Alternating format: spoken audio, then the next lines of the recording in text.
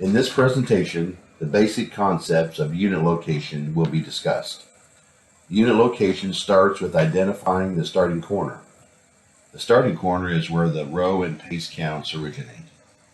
The starting corner must be a corner that allows any part of the field to contain the units. More simply put, as you begin counting paces, the entire field must be out in front of you. No part of the field can be behind you. Many times, there are more than one valid starting corner. If that is the case, the most easily accessible corner may be used. Hopefully you know the direction of the main rows along with the number of end rows. In this example, the main rows go north and south.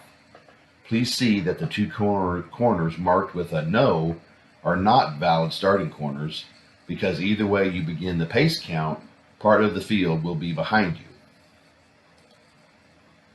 In this example, the main rows go east and west. The same concept applies for the two corners marked no. Any of the other four corners marked yes are valid starting corners. Once a starting corner has been selected, clearly mark it with flagging ribbon. Ribbon can be tied to a cornstalk, fence post, etc. to mark the corner. In this example, there are four end rows, and the main rows go north and south.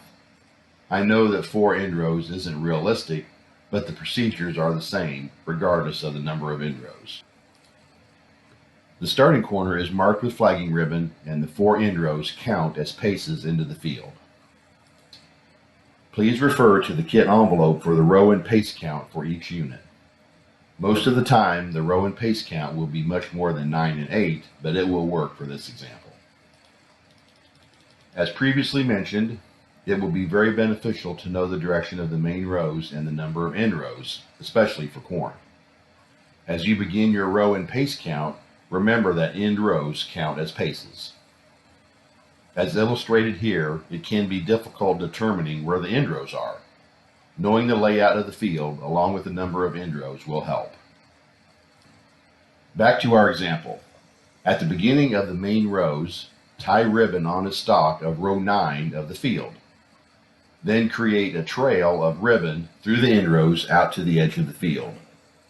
Tying some ribbon on a stalk every 5 or 6 rows as you make your way to the edge of the field is probably enough. Tying some ribbon on a stalk at the edge of the field will greatly help you find this unit in subsequent months. For Unit 1, tie 1 piece of ribbon here. For Unit 2, tie 2 pieces of ribbon here. The pace count begins where the main rows start, and the first pace is number 5. Remember that the 4 end rows count as paces. Proceed between rows 9 and 10, which are rows 1 and 2 of the unit. In this example, 4 more paces are needed, since the total pace count is 8. Once the last pace is taken, lay a dowel stick or yardstick down in front of you across rows 1 and 2 of the unit. This point is the beginning of the unit. More specifically, this point is the beginning of the buffer zone. Once the last pace is taken and a dowel stick is laid down in front of you, the unit layout may begin. The unit consists of 2 rows, the 5-foot buffer zone, count area. For corn, the count area is 15 feet and the 50-foot tape measure is used. For soybeans, the 50-foot tape measure is used for the buffer zone, but the soybean frame is used to mark the count area.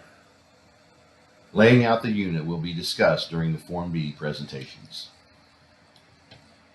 In this example, the row count for Unit 2 is 18, and the pace count for Unit 2 is 41. So, after returning to the end rows, where the main rows begin, continue the row count until you get to 18. Rows 1 and 2 of Unit 2 are rows 18 and 19 of the field. Place flagging ribbon for Unit 2 similar to how you did for Unit 1. Take 37 more paces into the field, remember the 4 end rows count as paces, to get to pace 41 between rows 18 and 19. Every field is unique. Some fields are square, some are odd shaped, some have point rows, some have large amounts of waste, etc. Running out of end rows or paces is a common special circumstance. If you have more rows or paces to count and you come to the end of the field, then you must bounce back. Please become familiar with how to handle bounce back procedures by reviewing the interviewer's manual. Handling waste in the sample field is a little more straightforward. In this example, the field has a waste area in the middle. This waste area could be a waterway, drowned out area, or some other kind of waste. All rows and paces must be counted in the part of the sample field that is intended for harvest for grain. These acres are documented in item 3 on the Form A. All parts of the field not for harvest for grain, waste, waterways, etc., are documented in the table in item 2 on the Form A. If during your pace and or row count you come across an area of the field that is not intended for harvest for grain, then you will not count those paces or rows across that area. If the area in question is not documented in the table in item 2 on the Form A, then you do continue your row and pace count across that area. An example of this is a small drowned out area in the field. If the farmer intends to harvest through the area, then the row and pace count should continue through the area.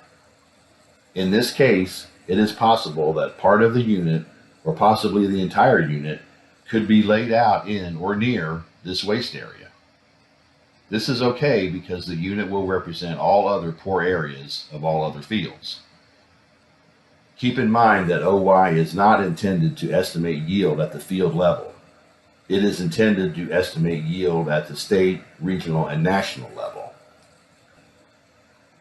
In this case, part of the unit is going to fall into waste that was recorded in the Form A or possibly the edge of the field.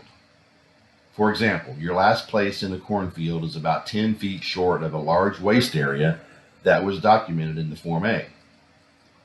A corn unit consists of a 5-foot buffer zone plus a 15-foot count area. Since the waste area was documented in the Form A, no part of the unit can be in the waste area. Since there isn't enough room to lay out the unit, you must back up so that the entire unit can be laid out in the part of the field that is intended for harvest for grain. Back up enough so that the end of the unit is 1.5 feet from the edge of the waste area, edge of the field, etc. An important part of unit location is documenting things on the kit envelope. This includes the field sketch. That identifies the sample field location, the starting corner, and the best place to enter the field when revisiting the units. Waste areas should also be noted on the kit envelope. The farmer may not be aware of all waste areas in the field, but please do the best you can to identify these areas. The rule of thumb regarding waste areas is, if the farmer will harvest through the area, then you must continue your row and pace count through the area. Thus, it is possible in this case that part or all the unit may be laid out in this area. If the farmer will not harvest through the area, then no part of the unit can be laid out in that area.